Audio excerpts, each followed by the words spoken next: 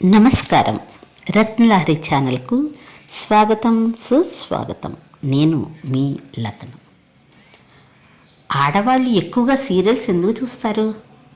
కాలక్షేపం కోసం. తక్కిన వారి సంగతి నాకు తెలియదు, కానీ మా అమ్మ కొన్నాళ్ల క్రితం ఈ జీడి పాకాలు చూడడం అలవాటు చేసుకుంది. చూస్తుంది అనే కంటే వింటుంది వంటగదిలో నుండి. అలవాటు పడింది, కానీ ఒక్క సీరియల్ పేరు కూడా తెలీదు. గుచ్చి అడిగితే వెర్రి నవ్వు నవ్వేస్తుంది. పేరులో ఏముంది అనేస్తుంది. మరి ఎందుకు చూస్తావు అన్న నా ప్రశ్నకు తన సమాధానం, ఆ కథలు, లాజిక్ లేని సీన్లు, గాబరా పెట్టే ముస్తాబులు, భయపెట్టే ఎక్స్ప్రెషన్స్, ఊదరగొట్టే బ్యాక్గ్రౌండ్ మ్యూజిక్ చూసి ఎంజాయ్ చేస్తున్నా అనుకుంటున్నావా?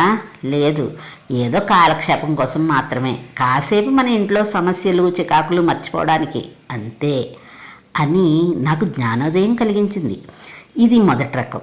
130% మంది ఈ రకమే. ఇంట్లో ఎవరూ లేకపోవడం వల్ల ఒంటరిగా అనిపించకుండా ఎవరో మాట్లాడుతున్నట్లు ఉంటుందని చూసే అమాయకత్వం వీరిది. ఇక రెండో రకం, మరో 30% ఉంటారు వీళ్ళు. వీరికి సీరియల్ అంటే ఆరో ప్రాణం. ఒక రకంగా సీరియళ్లకు కట్టు బానిసలు లాంటి వాళ్ళ మాట. కరెంటు పోతే చుట్టాలకో కూతుళ్లకో ఫోన్ చేసి మరీ కథ వినేస్తూ ఉంటారు.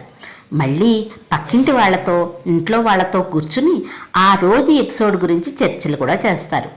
ఆ సీరియల్ నిర్మాత కూడా అంతలా ఆలోచించరేమో.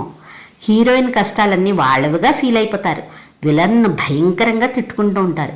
ఇంకొందరైతే శాపనార్థాలు కూడా పెడుతూ ఉంటారు. మూడో రకం తక్కిన 40%. వీరు పరాకాష్ఠకు చేరిన బాబతు. టైంకు సీరియల్ చూడకపోతే చంద్రముఖి సినిమాలో జ్యోతికలా అయిపోతారు.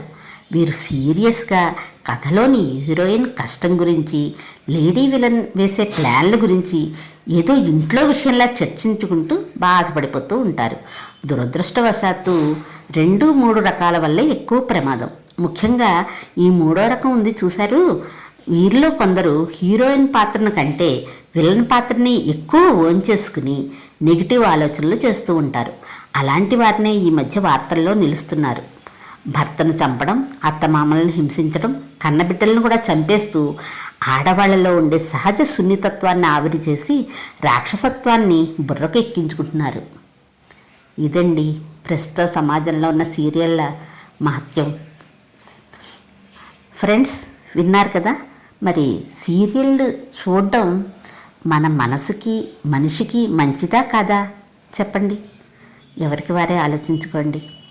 నచ్చితే లైక్ చేయండి, షేర్ చేయండి, సబ్స్క్రైబ్ చేయండి.